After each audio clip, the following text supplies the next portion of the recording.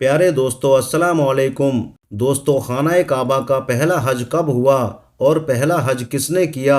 جب حضرت ابراہیم علیہ السلام کو حکم الہی ہوا کہ آپ مکہ کی طرف جائیے تو آپ حضرت ہاجرہ اور حضرت اسماعیل علیہ السلام کو لے کر روانہ ہو گئے اور اس مقام پر پہنچے جہاں اب مکہ موجود ہے۔ یہاں نہ کوئی عمارت تھی اور نہ پانی تھا اور نہ ہی یہاں کوئی رہتا تھا۔ درختوں کے نام پر صرف ببول وغیرہ کی جھاڑیاں تھیں۔ حضرت ابراہیم علیہ السلام نے بیوی بچے دونوں کو یہاں بٹھا دیا، ایک مشکیزہ پانی کا اور کھجوریں پاس رکھ دیں۔ پھر آپ علیہ السلام شام کی طرف چلے گئے۔ حضرت ابراہیم علیہ السلام دوسری بار مکہ آئے تو قیام نہ کیا، لیکن جب تیسری بار تشریف لائے تو حضرت اسماعیل علیہ السلام سے فرمایا کہ بیٹا، اللہ تعالیٰ نے مجھے ایک حکم دیا ہے۔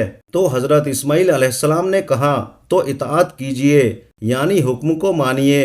حضرت ابراہیم علیہ السلام نے کہا اللہ تعالیٰ نے مجھے حکم دیا ہے کہ یہاں ایک گھر بناؤ۔ گھر کی تعمیر شروع کر دی گئی۔ حضرت اسماعیل علیہ السلام پتھر لاتے جاتے اور حضرت ابراہیم علیہ السلام بناتے جاتے تھے۔ جب تعمیر بلند ہو گئی تو حضرت اسماعیل علیہ السلام ایک پتھر اٹھا کر لائے تاکہ حضرت ابراہیم علیہ السلام اس پر کھڑے ہو کر تعمیر کریں۔ یہی مقام ابراہیم ہے۔ دونوں باپ بیٹے دیوار اٹھاتے جاتے اور دعا کرتے جاتے، اے پروردگار، ہم سے قبول فرما، تو سننے اور جاننے والا ہے۔ انہوں نے اس گھر کی تعمیر نہ مٹی سے کی اور نہ چونے سے، بس پتھر پر پتھر رکھتے چلے گئے۔ نہ اس کی چھت بنائی نہ دروازہ۔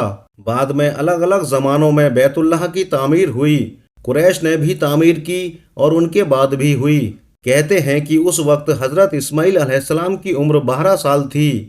حضرت ابراہیم علیہ السلام نے بیت اللہ کے پہلو میں حجر کو حضرت اسماعیل علیہ السلام کی بکریوں کا باڑا بنا دیا تھا اور اس پر پہلو کی چھت ڈال دی تھی۔ پہلے بیت اللہ کی جگہ ایک سرخ ٹیلا تھا، اکثر سیلاب اسے ادھر سے ادھر کاٹتا رہتا تھا۔ جب ابراہیم علیہ السلام تعمیر کعبہ سے فارغ ہوئے تو حضرت اسماعیل علیہ السلام سے ایک ایسا پتھر لانے کو کہا جو طواف کرنے کی شروعات کے لیے نشانی کے طور پر استعمال ہو سکے۔ یہ پتھر حضرت جبرائیل علیہ السلام ابو قویس کی پہاڑی سے لائے۔ حضرت ابراہیم علیہ السلام نے اسے اس مقام پر رکھ دیا جہاں اب وہ قائم ہے۔ روایت میں آتا ہے کہ یہ پتھر بہت روشن تھا۔ حضرت جبرائیل علیہ السلام نے انہیں تمام مقامات دکھائے اور پھر اللہ تعالیٰ نے حکم دیا کہ لوگوں کو حج کے لیے پکاریں۔ تفسیر جلالین میں ہے کہ حضرت ابراہیم علیہ السلام نے ابو قویس پہاڑی پر چڑھ کر پکارا، لوگو، اللہ تعالیٰ نے ایک گھر بنایا ہے اور تم پر حج فرض کیا ہے، لہٰذا تم اپنے پروردگار کی آواز پر لبیک کہو۔ حضرت ابراہیم علیہ السلام نے شمال اور جنوب یعنی دکشن کی طرف دائیں اور بائیں منہ کر کے آواز دی اور لوگوں نے لبیک کہا۔ طاہر الکروی، جن کی اس کتاب کو عبدالصمد سارن نے اردو میں منتقل کیا ہے، لکھتے ہیں حضرت عباس کی روایت کے مطابق رسول اللہ صلی اللہ علیہ وسلم نے فرمایا، اللہ کے اس گھر پر ہر دن اور رات میں اللہ کی 120 رحمتیں نازل ہوتی ہیں، طواف کرنے والوں کے لیے 60، نمازیوں کے لیے 40 اور اللہ کے گھر کو دیکھنے والوں کے لیے 20۔ حضرت حسان بن عطیہ فرماتے ہیں کہ ہم نے رسول اللہ صلی اللہ علیہ وسلم کے اس قول پر غور کیا تو معلوم ہوا کہ یہ سب رحمتیں در حقیقت طواف کرنے والوں کے لیے ہی ہیں کہ وہ طواف کرتا ہے، نماز بھی پڑھتا ہے اور کعبہ کی طرف دیکھتا بھی ہے۔ کسی نے کیا ہی اچھا کہا ہے، خانہ کعبہ میں طرح طرح کی فضیلتیں ہیں، گھر والا ہی انہیں جانتا ہے۔ جو کوئی یہاں اپنی خطاؤں سے ڈر کر آیا ہو اس کی اللہ حفاظت کرتا ہے۔ طاہر الکروی لکھتے ہیں کہ خانہ کعبہ 11 بار تعمیر ہوا۔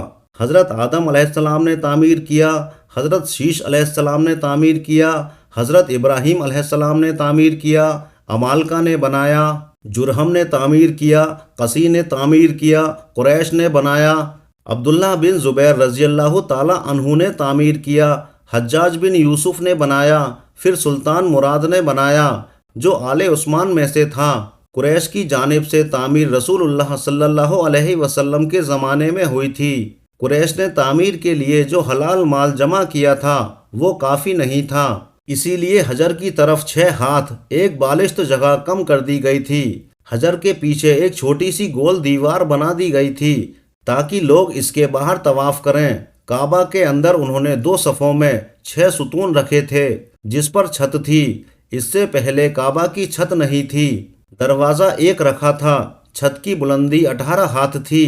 حضرت عبداللہ بن زبیر رضی اللہ تعالیٰ عنہ کی تعمیر بیت اللہ کے بارے میں طاہر الکروی بتاتے ہیں، انہوں نے 3 دن کا استخارہ کرنے کے بعد کعبہ کو بالکل زمین کے برابر کر دیا اور حضرت ابراہیم علیہ السلام کی بنیاد کو بھی کھدوایا تو دیکھا کہ وہ 6 ہاتھ اور ایک بالشت حجر اسماعیل میں داخل ہے، لہٰذا آپ نے انہی بنیادوں پر تعمیر کی۔ ایسا انہوں نے حضرت عائشہ صدیقہ رضی اللہ تعالیٰ عنہ کی ایک حدیث کی بنا پر کیا تھا۔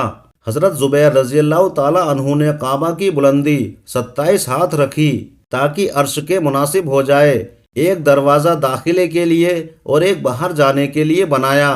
دونوں دروازے سطح زمین کے برابر تھے۔ ہر دروازے کی لمبائی 11 ہاتھ تھی اور 2 پٹ تھے۔ آپ نے کعبہ کے 4 ستون بنائے۔ آپ کے زمانے میں یہ چاروں ستون چومے جاتے تھے۔ آپ نے رکن شامی کی جانب ایک زینہ اوپر جانے کے لیے بنایا اور اسے سونے سے سجایا تھا۔ چھت پر پرنالہ رکھا تھا جو حجر میں گرتا تھا۔ جس دن کعبہ شریف کی تعمیر مکمل ہوئی وہ دن بہت عجیب تھا۔ اس دن بہت سے غلام آزاد کیے گئے اور بہت سی بکریاں ذبح کی گئیں۔ حضرت زبیر ننگے پاؤں نکلے، آپ کے ساتھ بہت سے قریش بھی ننگے پاؤں تھے، حتیٰ کہ کنم کے مکان پر مسجد عائشہ پہنچے اور عمرہ کا احرام باندھا کہ اللہ نے انہیں ابراہیم تعمیر پر تعمیر کعبہ کی توفیق عطا کی ہے۔ ابن زبیر کی تعمیر کی وجہ یہ تھی کہ ایک شخص نے محاصرے کے زمانے میں مسجد حرام کے کسی خیمے میں آگ جلائی تھی۔ خیمے میں آگ لگ گئی جو بڑھتے بڑھتے کعبہ تک پہنچ گئی اور اس نے غلاف کعبہ اور رکن یمانی جلا ڈالا۔ یہ واقعہ 64 ہجری کا ہے۔ 10 سال بعد یعنی 74 ہجری میں حجاج بن یوسف نے اس بنا پر کہ ابن زبیر نے کعبہ میں اضافہ کیا تھا اور ایک دروازہ مزید بنا دیا تھا، اسے گرا کر قریش کی تعمیر کے مطابق کر دیا۔ طاہر الکروی لکھتے ہیں کہ خانہ کعبہ کی ہر چیز عبداللہ بن زبیر کی بنائی ہوئی ہے، سوائے اس دیوار کے جو حجر میں ہے، وہ حجاج بن یوسف کی بنائی ہوئی ہے۔ اسی طرح مشرق کے دروازے کی چوکھٹ اور اندرونی سیڑھی جو کعبہ کی چھت تک جاتی ہے، سلطنت عثمانی کے سلطان مراد راوی کے زمانے میں 19 شعبان 1039 ہجری کو صبح 8 بجے مکہ اور اس کے اطراف میں شدید بارش ہوئی۔ بارش سے سیلاب حرم شریف میں داخل ہو گیا اور کعبہ شریف کے دروازے کی چوکھٹ سے بھی بلند ہو گیا۔ دوسرے دن جمعہ رات کو عصر کے وقت کعبہ کی شامی دیوار دونوں طرف سے گر گئی اور اس کے ساتھ ساتھ مشرق کی دیوار کا کچھ حصہ بھی، مغربی دیوار بھی دونوں طرف سے چھٹے حصے کے باقدر گر گئی۔ چھت کا کچھ حصہ بھی گر گیا تھا۔ چنانچہ سلطان مراد نے دوبارہ کعبہ کی تعمیر کا حکم دیا۔ 1 سال میں یہ تعمیر مکمل ہوئی، بالکل اسی طرح جس طرح حجاج بن یوسف نے بنوائی تھی۔ سلطان مراد کی تعمیر ہمارے اس دور تک باقی ہے۔ دعا ہے کہ رب کریم مولا تمام امت مسلمہ کو حج جیسے عظیم فریضہ کو ادا کرنے کی توفیق عطا فرمائے، آمین یا رب العالمین۔ دوستو آج کی ویڈیو میں بس اتنا ہی۔ یہ ویڈیو آپ کو کیسی لگی کامنٹس کر کے ضرور بتائیے گا۔